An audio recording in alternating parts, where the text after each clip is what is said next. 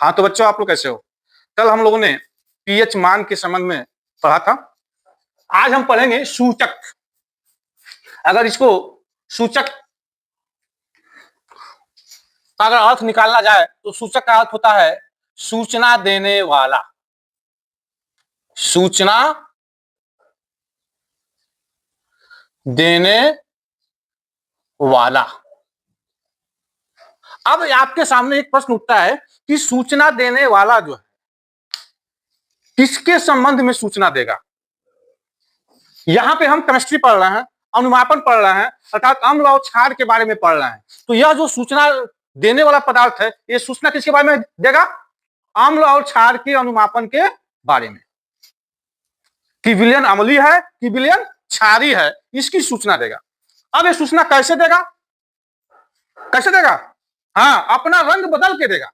ये जो सूचना देगा, ये सूचना अपना रंग बदल के देगा। रंग बदल रहा है, अर्थात विलयन अम्लीय में इसका रंग कुछ अलग होगा और क्षारीय में इसका रंग कुछ अलग होगा। और विलयन का अम्लीय होना और क्षारीय होना आपको जानते हो किस पर निर्भर करता है? पीएच मान पर निर्भर करता है। अर्थात सूचक का जो रंग में परिवर्तन होगा वो विलयन के पीएच पर निर्भर कर रहा है। इसका अम्लीय माध्यम में रंग अलग होगा, क्षारीय माध्यम में रंग अलग होगा। और सबसे बड़ी बात क्या है? अम्ल और क्षार के अनुमापन में अंत बिंदु की जो जानकारी होती है वो सूचक के द्वारा दिया जाता है। सूचक आप लोग समझ गए? अब एक अच्छे सूचक के क्या क्या लक्षण है? एक अच्छा इंडिकेटर है तो उसके लक्षण क्या क्या हो सकते हैं? पहला जो सूचक है, मान लो आपके सामने दो सूचक है। हम बात करते हैं एक अच्छे सूचक के लक्षण। मान लीजिए आपके सामने दो विलयन है और एक विलयन में इंडिकेटर का रंग खाकी रंग का है और दूसरे विलयन में बैगनी रंग का है। एक दूसरे जगह एक लाल है और एक सफेद है। आपको पहचानने में कहां आसानी होगी? पहले एक्सपेरिमेंट में कि दूसरे एक्सपेरिमेंट में? दूसरे में। क्यों होगी? क्योंकि दूसरे में अस्पष्ट रंग परिवर्तन हो रहा है। क्या हो रहा है? अस्पष्ट रंग परिवर्तन हो रहा है। अस्पष्ट रंग परिवर्तन हो रहा है। मतलब सूचक में जो रंग परिवर्तन होने चाहिए वो स्पष्ट रूप से रंग परिवर्तन होना चाहिए। एक चीज और मैं बता रहा हूं, जैसे मान लो कि आपके सामने दो विलयन है, एक एक्सपेरिमेंट आप कर रहे हैं, एक में आप लगभग 100 ग्राम इंडिकेटर डालते हैं तो आपको सूचना देता है कि विलयन अम्लीय है या क्षारीय है। और एक ऐसा एक्सपेरिमेंट है जो अगर एक बूंद आपने डाला तो वो अपना रूप दिखा दिया, तो कौन सा इंडिकेटर बेहतर होगा? पहले वाला कि दूसरे वाला? दूसरे वाला। मतलब इसकी अल्पतम मात्रा में भी स्पष्ट रूप से रंग परिवर्तन होना चाहिए। मतलब अल्पतम मात्रा जो है, तीसरा देखेंगे आप, यह जो सूचक है अपना रंग परिवर्तन करता है, ये आयनन पर निर्भर करता है। अर्थात ये क्या होना चाहिए? वीक इलेक्ट्रोलाइट होने चाहिए। क्या होना चाहिए? दुर्बल विद्युत अपघट्य होना चाहिए। दुर्बल विद्युत अपघट्य, वीक इलेक्ट्रोलाइट। ठीक है, मान लीजिए हम दो एक्सपेरिमेंट कर रहे हैं।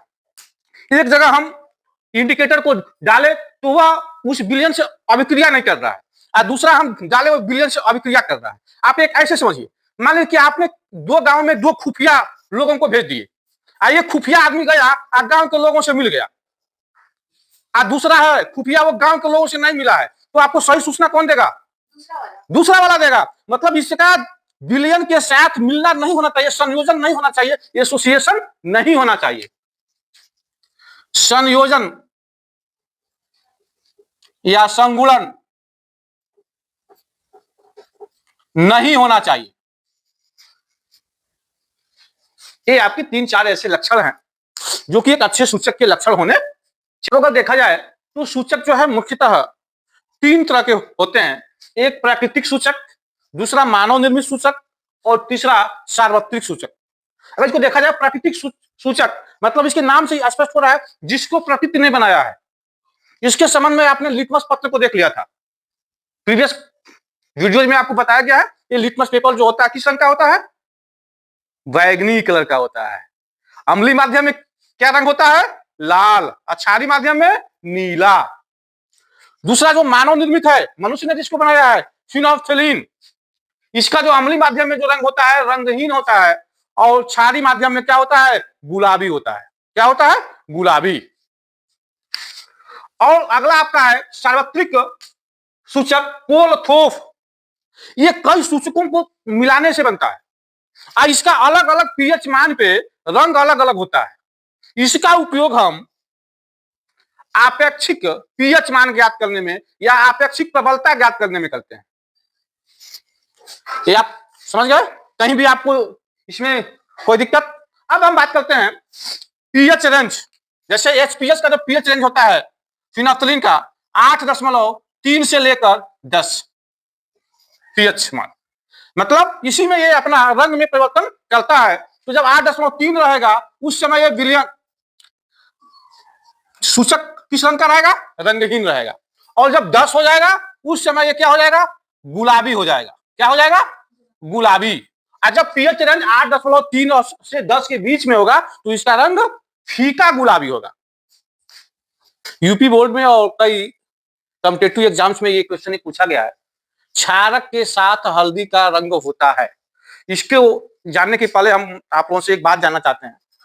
आप लोग किसी का हाथ या पैर टूट जाना या मोच आना देखे हो तो गांव में लोग सबसे पहला काम क्या करते हैं? क्या करते हैं? अगर किसी के हाथ में मोच आ गया या हाथ टूट गया तो सबसे पहला काम क्या करते हैं गांव के लोग? हल्दी और चूना का मिश्रण करते हैं। हल्दी और चूना लगाते हैं। क्या करते हैं? हल्दी और चूना लगाते हैं। चूना आपका क्या होता है?